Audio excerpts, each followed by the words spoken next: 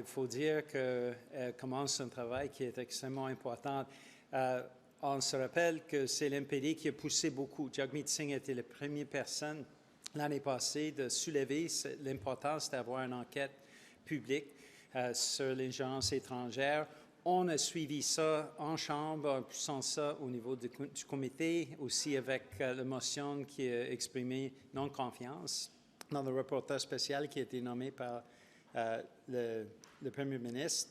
Et ensuite, on a eu, après des discussions cet été, la nomination de Justice Hogue.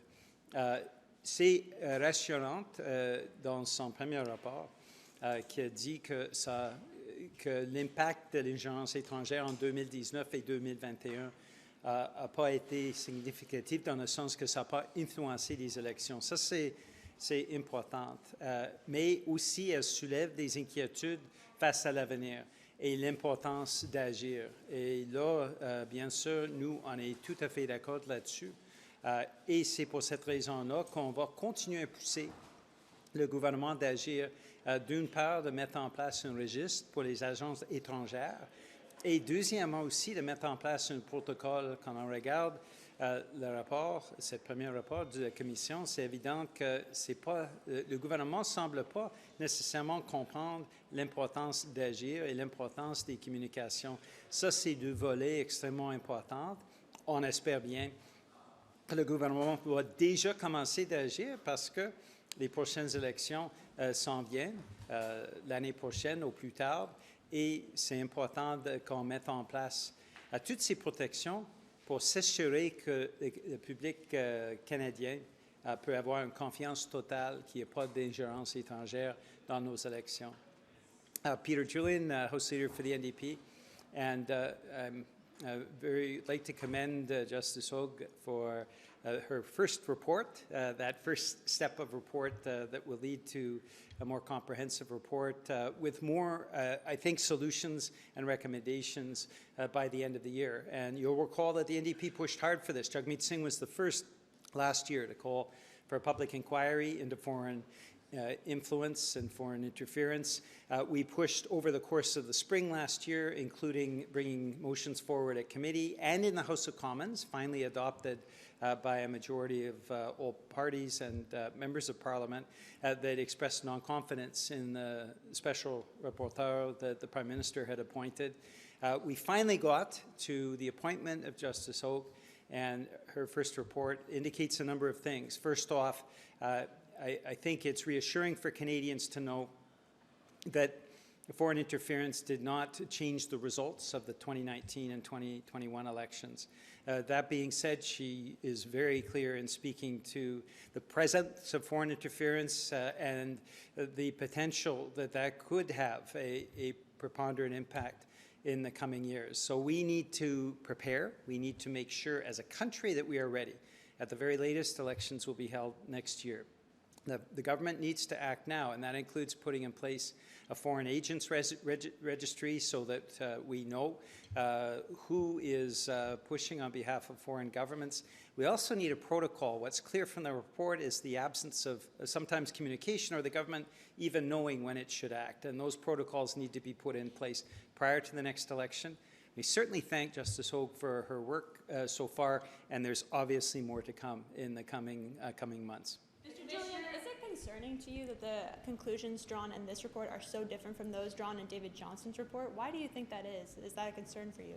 I think this is an interim report, and what I will be looking for and making those comparisons will be with the final report. These were tight timelines. I think what the Justice has done is outlined the witnesses that she had, including our former caucus chair and member of Parliament for Vancouver East, Jenny Kwan. I see this as a very important step, but I think the final judgment will be on the final report issued at the end of the year. The Commissioner has said that Conservative ridings could have been impacted in the last election, but she can't say for sure. So what is your reaction to that? Well, the riding I know best, of course, is Steveston Richmond East. It's right next to my riding. And I certainly know that there were a whole range of issues, including environmental issues, that played a major part in the results of those elections. Richmond, of course, used to be a Conservative territory and BC Liberal. It shifted massively in the last provincial election, and all the MLAs except one that were elected are now New Democrats. And so I think it's fair to say that in the one riding that I'm familiar with, I think there are other factors, including the Conservative Party stand on the environment or lack of stand on the environment, that played the crucial part. I think it's important that overall we put in place bulwarks, protections for Canadians, so that Canadians know that our next elections are free of foreign interference, free and fair, and the conclusions, some of which she has alluded to in this report, but that she will be fully spelling out, including recommendations at the end of the year. I believe the government needs to be following all of them, and fully and completely. Commissioner Hogue also said that diaspora communities are at the most risk to foreign interference. This is also coming out on a day where the BC RCMP are going to be announcing more information about arrests that were related to the assassination of somebody in BC. Are diaspora communities too vulnerable right now in Canada? Is it going to be too late to be putting in any protections if we wait until the next election? I think that's a very good point, and certainly with the arrests of the alleged killers of Mr. Niger, I hope that is some solace to the family and friends of Mr. Niger. It's also extremely important, given the very worrisome links that we've seen between these alleged killers and the Indian government. I think it is fair to say that the testimony from Jenny Kwan, for example, that is listed in the preliminary report of the Commission, indicates the extent to which the foreign governments can try to influence the diaspora. And that's why it's important for the government to take action immediately on some of the things that have already come forward. I mentioned, too, the protocol around when to take action. The foreign agents registry are vitally important to move on now. And there will be further recommendations that need to be implemented immediately. As you point out, it's important that Canadians of whatever origin feel that they can fully participate in the democratic process in Canada, free of any foreign interference or foreign pressure. À propos justement de les arrestations entourant M. Niger, un, votre réaction, et deux, quel effet ça va avoir, vous croyez, sur notre relation avec l'Inde et leur participation ou pas à cette enquête? Mais j'espère que ça va apporter une mesure de confort de la famille et aussi des amis de M. Niger. L'importance de ce travail investigatif est extrêmement importante. Il y a des liens inquiétants entre ce groupe des tueurs et le gouvernement maudit. Et là, le Canada devrait rester fort là-dessus. Peu importe si le gouvernement maudit aime ça ou non, il faut aller au bout des choses, il faut investiguer pleinement, il faut savoir tout ce qu'on peut savoir sur cette assassination. Oh, you want that? Just an English on Canada-India relations?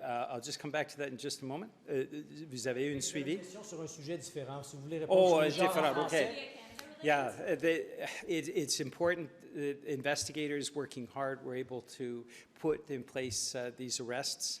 The links between the killers and the Modi government, these alleged links, are extremely worrisome. And Canada needs to get to the bottom of this. We need to fully investigate, regardless of whether the Modi government likes it or not.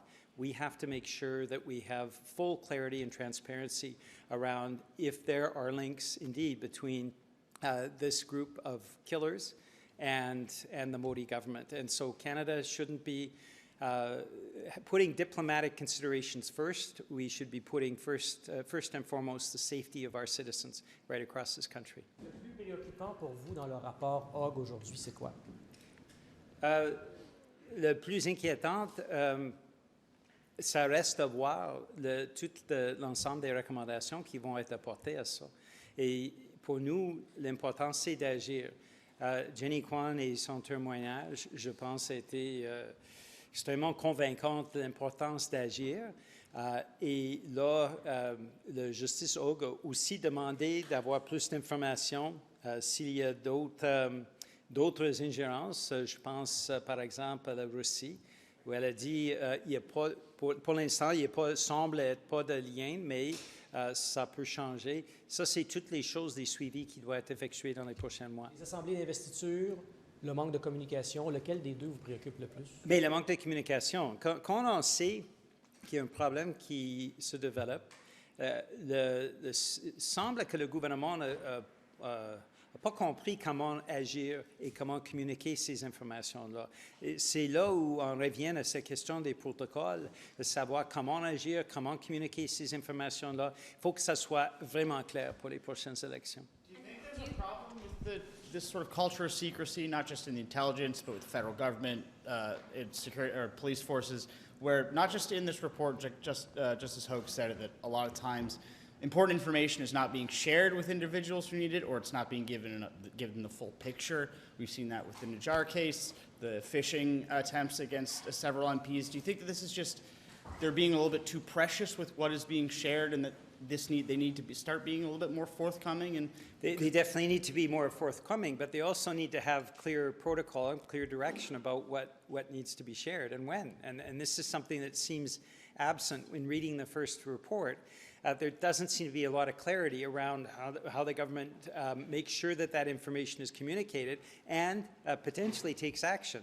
And so I would suggest it's more putting in place the protocols so it is very clear what information needs to be shared and when, and what kind of actions need to be taken. This seems completely absent from what Justice Hogue is referring to when she talks about the 2019 and the 2021 election. Can I ask you about Justin Trudeau's comments to the Commissioner about Han Dong's nomination? Do you think the Liberals weighed partisan interests over electoral integrity there? I think it's fair to say that, again, the problem seems to be the communications and making sure that information is appropriately distributed and action is taken. And when I look at the testimony that we see in the report, the one that is most conclusive to me is Jenny Kwan's about the impacts on the diaspora of that foreign interference. I think all of this needs to be treated as seriously by the government, and I would hope that they would do that to ensure that all the way along through the political process that is our national election, there is no taint of foreign interference. But do you think that it was partisan interest there that prevented them from taking more action at that moment? I'm not going to speculate. I think it's fair to say that the Justice will come back to this issue in her final recommendations. So I don't want to speculate there. Again, the most compelling testimony when I read through the report this morning was Jenny Kwan's. And how quickly would you like to see a foreign agent registry set up? ASAP. This is not something that we should be going around in circles on. There is a critical need. Protocols need to be developed as well, very, very clearly. There is a lack of communication, important information that isn't shared appropriately, and at the same time, a lack of action that could be very harmful in a forthcoming election. Perhaps we dodged what could have been a significant foreign interference in 2019 and 2021, but we are now aware that potential is there, and we need to take action to ensure the next elections are free in the public's mind as well of any taint of foreign interference. Merci beaucoup. Thank you. Thank you.